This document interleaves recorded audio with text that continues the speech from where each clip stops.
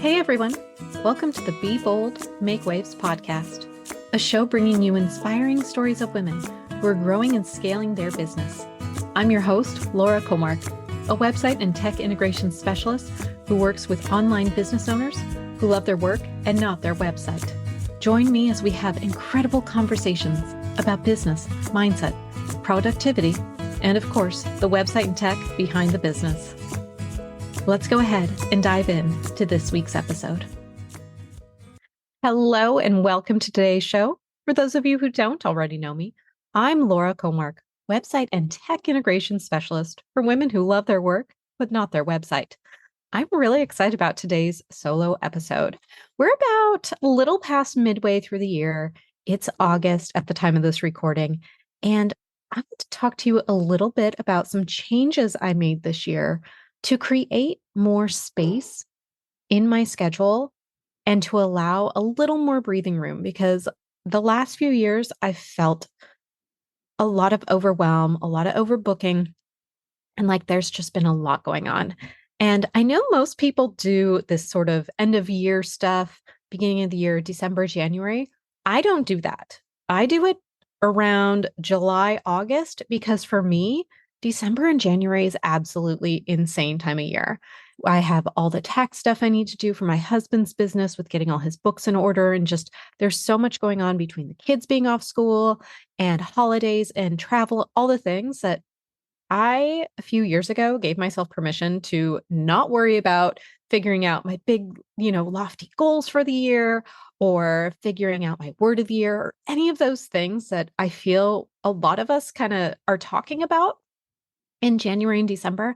And I do all my big planning and big visioning when the kids go back to school. Because for me, that's when I have more space in my calendar. And this year, actually, both my kids, my youngest started kindergarten this week. And so this is going to be the first time I actually have like 5 full days where both kids are at the same place around the same hours-ish. And I'm really looking forward to that. But that's not what we're here to talk about. We are going to talk about some of the things I did intentionally this year to open up a little more space in my calendar, in my life, in all the things. And hopefully you can take away from this some ideas on how you could open up a little more space. So let's go ahead and dive in. So the first thing that I intentionally did is this year I've joined a lot less programs. In the past few years, I've had a lot of different business coaches, mindset coaches. I've had a lot of different coaches I've worked with, which has been amazing and incredible for my business and the growth of my business. And if you've been around me at all, I think coaching is so important. Finding someone who you resonate with, who can help you get really clear when you're feeling very jumbled and there's a lot going on. You have a lot of things going on. And for me, I sometimes just need someone that I can go to and say, here's all the things I want to accomplish. And I know how to get there. I just don't know what's the thing I need to focus on right now.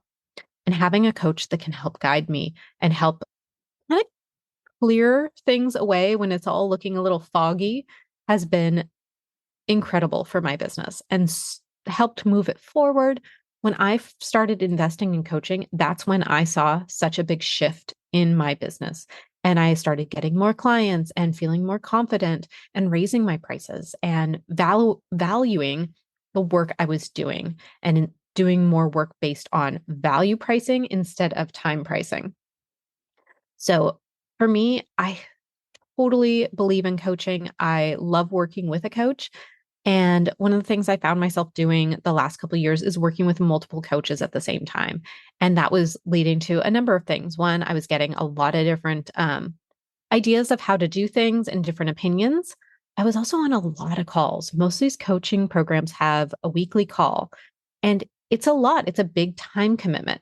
Some of them also have a course component. I personally, right now, am in a place in my business where I don't want to work in any more courses. I just want to be working with someone a little more one-on-one, have some either like one-on-one Voxer support, have a small group mastermind that I'm able to get a little more attention, because I don't want to have to do the one-on-one or the course time where that's not where I want to be spending my time. So intentionally this year, I am now in only two programs for coaching. One is a web designer program, and the other one is a straight business coaching program. And the business one is actually really great. It's with Sarah Massey, who's been on the podcast, who I did coaching with a number of years ago for VIP days.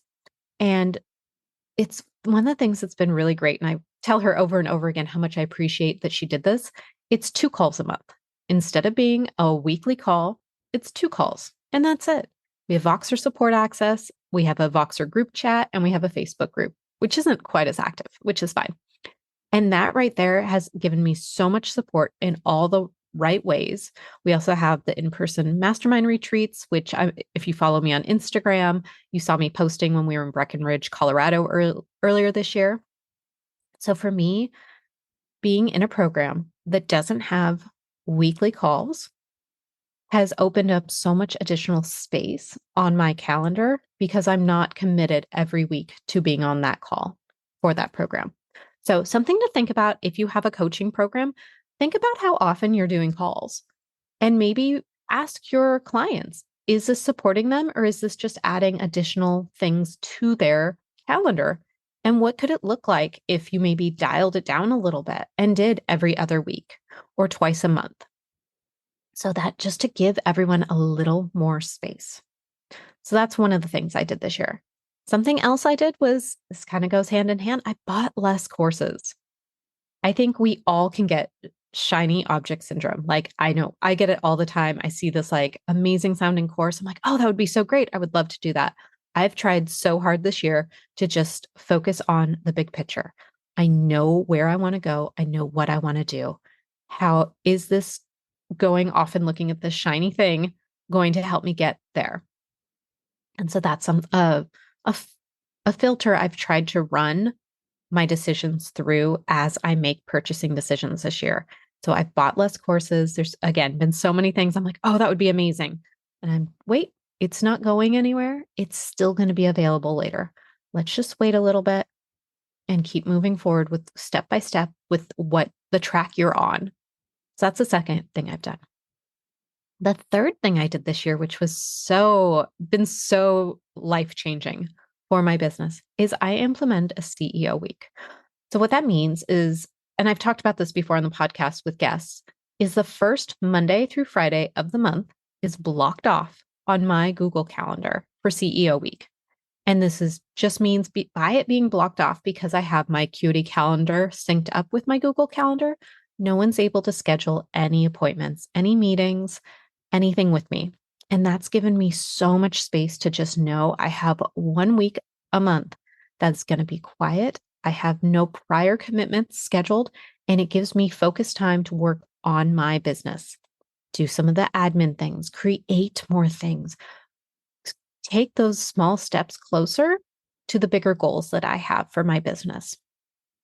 And there's been times where client work falls into those that week, but that's okay because it's intentional. Something else that I was intentional about is it being at the beginning of the month, because I feel like, at least I see with my clients, a lot of times I get a lot of requests closer to the end of the month of things middle to end coming in, of wanting things to get done. And so I didn't want to then take all those tasks that I didn't really have space to fit in and put it in my CEO week. So I intentionally put my CEO week at the start of the month. And right now it is on my Google Calendar with no end date. And I plan on keeping it there for as long as it makes sense, because again, I just really have enjoyed having that additional open space, that white space on my calendar. A lot of times it did fall in line with like when we were out of town for 4th of July this year, or when the kids were on spring break. There's been weeks, my parents were here visiting. There were weeks where it fell in line with time I needed to be off anyway, but that was okay because I already had my schedule cleared for that. So that's the third thing I did this year. The fourth thing I did was setting more realistic goals.